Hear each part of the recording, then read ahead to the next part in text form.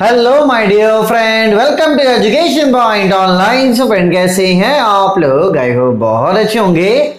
मेरे प्यारे बच्चों, आज हम लोग बात करने वाले आरजीपीवी डिप्लोमा मैकेनिकल के थर्ड सेमेस्टर के fluid mechanics and hydraulic machining वाले सब्जेक्ट के सिलेबस एंड क्लास अनाउंसमेंट के बारे में। बोलोगे सर बहुत भारी भरकम हो गया।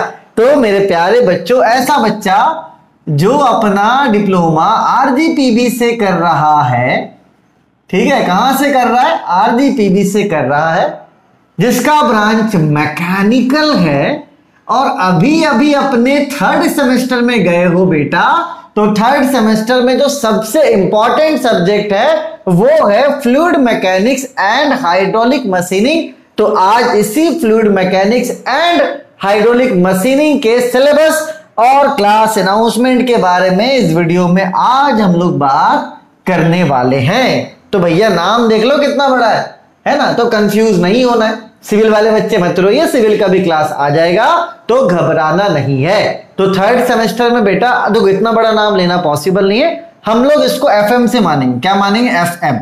एफएम मतलब फ्लूइड मैकेनिक्स, ठीक है। देखो बेटा, अभी आप लोग थर्ड सेमेस्टर में आ गए और बहुत अच्छे नोट के साथ आए। डिप्लोमा के बच्चों के साथ मैं बहुत खुश हूं, क्योंकि अभी देखो मैंने कोर्स लॉन्च करने से पहले बच्चों का कॉल आने लगा, सर क्लास कब से स्टार्ट हो रहा, सर क्लास कब से स्टार्ट हो रहा।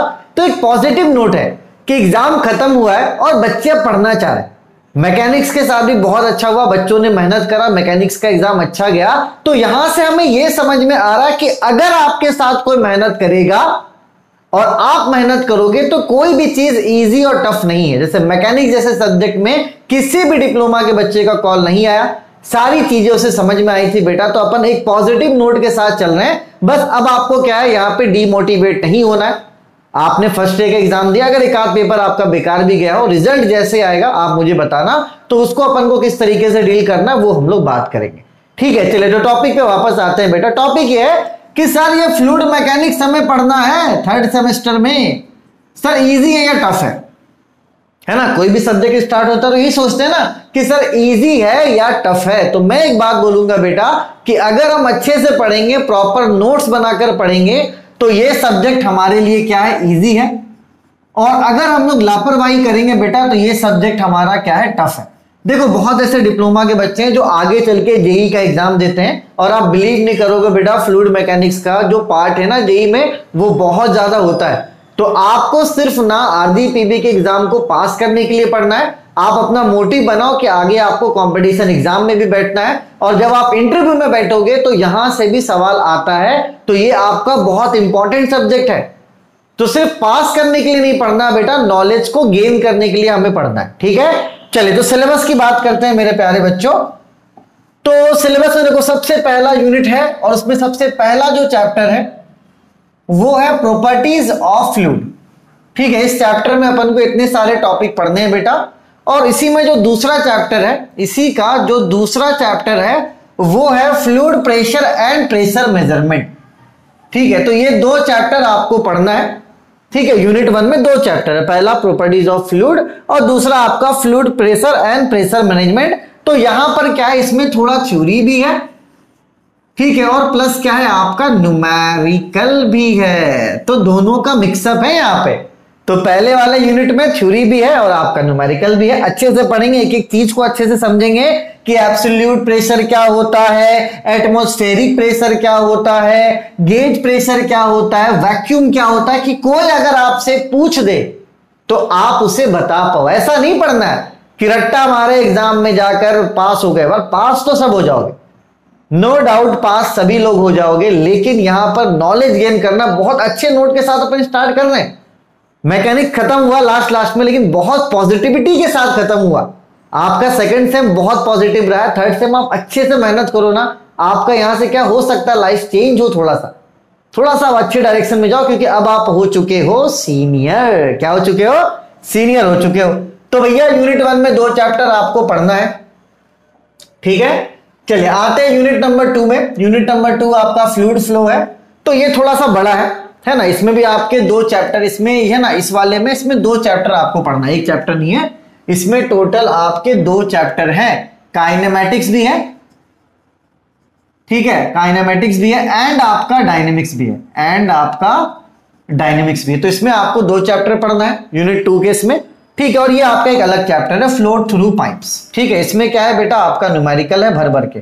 तो एक बात आप समझ लो, स्टार्टिंग के 2 यूनिट आपके लिए बहुत इंपॉर्टेंट है, बड़े बड़े यूनिट है ये, आपको अच्छे से मन लगाकर पढ़ना है, थ्योरीज को भी समझना है, न्यूमेरिकल को भी लगाना है। ठीक है, थ्योरी भी है, न्यूमेरिकल भी है ना। तो स्टार्टिंग के जो 2 यूनिट है वो आपके थोड़े बड़े बड़े। ठीक है, चलिए आगे बढ़ते हैं, क्योंकि यहां 3 चैप्टर है बेटा इस वाले में ना। फ्लूइड फ्लो में 2 है, एक काइनेमेटिक्स का पार्ट है, दूसरा डायनेमिक्स का पार्ट है। तो यहां 2 चैप्टर हो गया, ये तीसरा चैप्टर आपका फ्लो थ्रू पाइप्स। ठीक है, चलिए आगे बढ़ते हैं। Unit number 3 impacts on jet. ये ठीक है, इसमें न्यूमेरिकल कम रहेगा, ये थोड़ा सा थ्योरेटिकल है आपका, ज्यादा नहीं बोलूंगा, थोड़ा सा थ्योरेटिकल। इसमें थोड़ा ड्राइंग वगैरह बनाना है, इसमें हम लोग अच्छे से चीजों को सीखेंगे, है ना, कि जेट्स वगैरह क्या होता है, टरबाइंस वगैरह क्या होता है, कैसे जेट टरबाइन पे जाता है, बिजली बनती है, अच्छी चीज है। ठीक, तो इस यूनिट 3 में भी आपका क्या है बेटा, सिर्फ एक चैप्टर है, यूनिट 3 में सिर्फ एक चैप्टर है, तो ये छोटा सा यूनिट है। ठीक है, उसके बाद आ जाओ आप यूनिट नंबर 4 में, जो कि है आपका हाइड्रोलिक टरबाइंस। यहाँ पे टरबाइंस के बारे में आप अच्छे से पढ़ना है आपको, क्योंकि देखो यहाँ पे कंस्ट्रक्शन, वर्किंग प्रिंसिपल, सारी चीजें पढ़नी है। ठीक है, तो ये इंपॉर्टेंट चैप्टर है आपके कंपटीशन पॉइंट ऑफ व्यू से। और अगर आप जाओगे ना इंटरव्यू में, तो यहां से क्वेश्चन पूछता है कि अगर आपको एक बिजली बनानी है, जैसे मान लो आपको बिजली बनानी है 20 मेगावाट, ठीक है, और किससे बनानी है बेटा, हाइड्रो से बनानी है, तो वो पूछेगा कि 20 मेगावाट के लिए कौन सा टरबाइन सुटेबल रहेगा। ठीक, अब जाहिर सी बात है, देखो अगर रूम हमारा छोटा होता है अपन 1 फैन लगाते हैं, रूम बड़ा होता है अपन 2 फैन लगाते हैं। ठीक है, तो यहां पर चीजों को अच्छे से पढ़ना कि कौन से टरबाइन से कितनी बिजली बनाई जा सकती है, कौन से टरबाइन से कितनी बिजली बनाई जा सकती है। तो देखो बेटा अच्छे मन से सीखोगे ना, बहुत अच्छा रहेगा, आप दूसरों को भी सिखा पाओगे, आपके लिए तो बेनिफिशियल रहेगा ही। ठीक है, तो मैं आपको फिर से वही बोलूंगा कि एग्जाम को पास करने के पॉइंट ऑफ व्यू से नहीं, कुछ सीखने के पॉइंट ऑफ व्यू से पढ़ना, बहुत कुछ सीखोगे, बहुत कुछ आप क्या करने वाले हो बेटा, सीखने वाले हो। ठीक है, तो ये आपका यूनिट नंबर 4 है। और यूनिट नंबर 5 में आपका सेंट्रीफ्यूगल पंप्स के बारे में आपको अच्छे से पढ़ना है, और रेसिप्रोकेटिंग पंप्स के बारे में भी आपको अच्छे से पढ़ना है। तो कुल मिलाकर मेरे प्यारे बच्चों, आपका जो सिलेबस है वो हैवी है, छोटा मोटा सिलेबस नहीं है। तो भैया अच्छे से स्टार्टिंग से मेहनत करना है। अब ये नहीं कि भैया मैं बोल दूं आप एग्जाम के टाइम में कोर्स ले रहे हो, एग्जाम के टाइम में एक्टिव होकर कोई मतलब नहीं बनता। स्टार्टिंग से पढ़ो, अच्छे से पढ़ो, और एग्जाम में फाड़ कर आओ। नॉलेज भी आपके पास रहेगा कि कौन सा प्रेशर क्या होता है, बहुत सारी चीजें आप सीखोगे, है ना। तो यहां पर बस मन लगाकर क्या करना है, आपको सीखना है। ठीक है, चले बेटा, तो जो ये पूरा कोर्स होगा ये आपका 499 में आपको मिलेगा, जो डिप्लोमा का शुरू से कोर्स रहा है। ठीक है, अगर आपको कोर्स लेना है आप ऐप डाउनलोड करोगे। ठीक है, बहुत बच्चों ने पहले से कर रखा होगा, जो नए बच्चे उनको बता दो, ऐप डाउनलोड करोगे। ठीक है, और ऐप डाउनलोड करने के बाद आरजीपीबी डिप्लोमा का एक सेक्शन है, तो आरजीपीबी डिप्लोमा के सेक्शन में जाओगे, तो आरजीपीबी डिप्लोमा के सेक्शन में आपको ये वाला कोर्स दिखेगा, fluid mechanics and hydraulic machining. तो आप इस कोर्स को परचेस करोगे 499 में, पूरा कंटेंट आपको यहां पर मिल जाएगा। ठीक है, अब आप बोलोगे सर हम तो पहली बार वीडियो देख रहे हैं, हमें तो सर डेमो लेक्चर्स चाहिए। हमें क्या चाहिए सर, डेमो लेक्चर्स चाहिए। चलिए, तो मैं यहां पर क्या करूंगा बेटा, कुछ डेमो लेक्चर्स मान के चलो, या तो 4 या तो 5 या तो 6, ये कंफर्म नहीं है, या तो मैं 4 या तो 5 या तो 6 डेमो लेक्चर्स में यहां पे डाल दूंगा। ठीक है, आपको प्लेलिस्ट में बना देता हूं, लिंक आपको डिस्क्रिप्शन पे मिल जाएगा प्लेलिस्ट का। तो आप 4-5 लेक्चर में आप समझ में आ जाएगा कि आगे आपको कोर्स लेना है या नहीं लेना है। ठीक है, तो जो भी बच्चा कोर्स परचेस करेगा मैं उसको थोड़ा सा इंफॉर्मेशन दे दूं यहां पे। ठीक है, थोड़ा सा बताना भी जरूरी है बेटा कि देखो यूनिट 1 मैंने ऑलरेडी शूट कर रखा। पहले क्या हुआ था, एक जमाने की बात बता रहा हूं मैं, ये इस कंटेंट को लेकर मैं थोड़ा सा बात बता रहा हूं आपको। यूनिट 1 और यूनिट 2 ये मेरा पूरा शूट किया हुआ है। ठीक है, तो आप देखना वीडियो में मैंने बहुत जगह पे गुस्सा भी किया, तो उसको इग्नोर करना। देखो हुआ क्या था कि स्टार्टिंग में जब मैंने यूट्यूब स्टार्ट करा था ना, तो मुझे 5 से 6 बच्चे मिले थे। उनका ये कहना था सर हम गरीब हैं, हम पैसे नहीं दे सकते, हमें तो आप फ्री पढ़ाओ। तो उस समय क्या नए नए थे यूट्यूब में, और मैं सच बता रहा हूं मैंने फर्स्ट यूनिट और सेकंड यूनिट बहुत मेहनत से पढ़ाया, बहुत मेहनत से मैंने पढ़ाया। अब मैं क्या करता था, मैं वीडियोस अपलोड करता था यूट्यूब पे, जबकि मैं बुक से पढ़ा रहा हूं, अच्छे से अपना 110% दे रहा हूं, बच्चे पढ़ ही नहीं रहे। आप बिलीव नहीं करोगे, वॉच टाइम पता कितना जाता था? 0.2 सेकंड। ऐसा 2 सेकंड बस एक बच्चा वीडियो देख रहा। बताओ, मैं इतने मेहनत से बना रहा हूं, इतने मेहनत से वीडियो बना रहा हूं बेटा। वही मेरा एक फ्री बैच था, मैंने सोचा था कि मैं कंप्लीट करूंगा, यहां तक के बाद में कभी बढ़ ही नहीं पाया आगे। ठीक है, तो चलो यहां तक का कंटेंट हमारा बहुत अच्छे से शूट किया हुआ है। बीच में मैंने 2-3 जगह पे गुस्सा करा, उसको आप इग्नोर कर देना, क्योंकि वो उन बच्चों की वजह से था। लेकिन चलो, उन्हीं बच्चों की वजह से आज हमारा 2 यूनिट अच्छे से कंप्लीट है, क्योंकि उससे मैंने यूट्यूब स्टार्ट ही करा था और मैं बहुत दिल से पढ़ा रहा था यार, और बच्चे मतलब देख ही नहीं रहे।